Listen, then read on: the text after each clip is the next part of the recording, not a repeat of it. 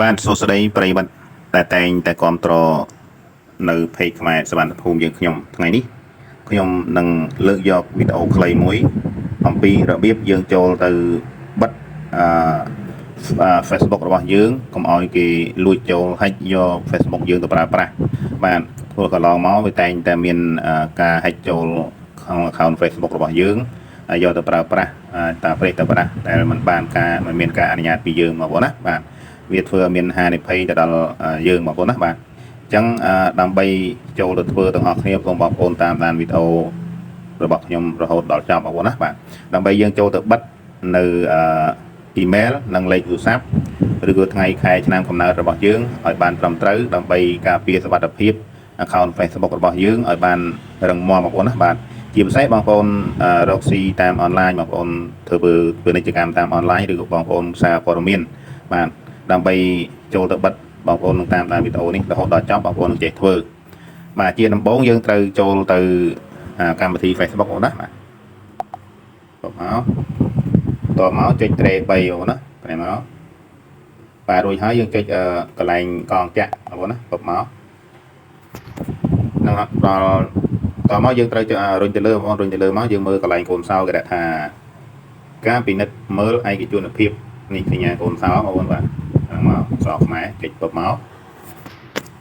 បាទរួចហើយយើងមើលកន្លែងកឡោនពណ៌លឿងបងប្អូនណាកឡោនពណ៌លឿងនេះកឡោនពណ៌លឿងគេដាក់ពីក្រោមថាអ្នកដែលអាចមើលឃើញអ្វីដែលអ្នកចែករំលែកអញ្ចឹងយើងចុចកន្លែងពណ៌លឿងមកបងប្អូនណាចុចពុបមករួចហើយចុចបន្ទាប់បាទនេះកន្លែងនេះបងប្អូនណាពីលើមកក្រោមមកខ្ញុំបានបិទអស់ហើយបងប្អូនណាបាទលេខទូរស័ព្ទ email និង password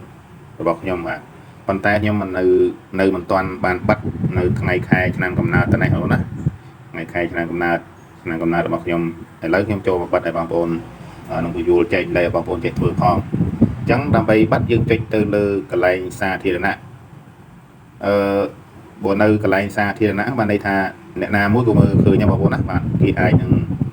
ចូលមកលុបមក hack យក Facebook របស់យើងទៅប្រើប្រាស់អញ្ចឹងដើម្បីបិទយើងចុចកន្លែងសាធារណៈមកបងប្អូនណាចុចលើពុកមកតមកយើងមើលខាងក្រោមបងប្អូនណាមើលខាងក្រោមគេដាក់ថាខ្ញុំម្នាក់ប៉ុណ្ណោះបានន័យថាយើងមើលឃើញតែយើងម្នាក់តែប៉ុណ្ណោះបងប្អូនណាចុចខាងក្រោមមកបាទ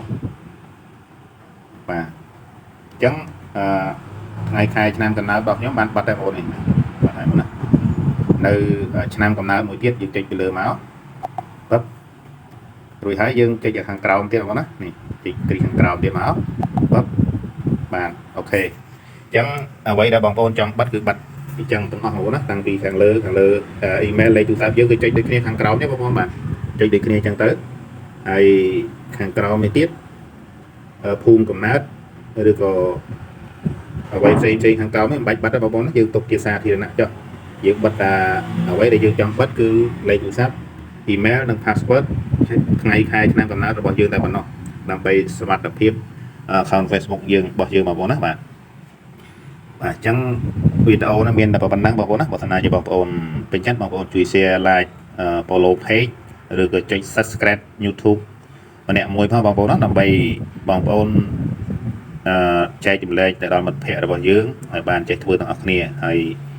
វីដេអូនេះខ្ញុំបានសូមបញ្ចប់តែប៉ុណ្ណេះសូមអរគុណនិងសូមជម្រាបលា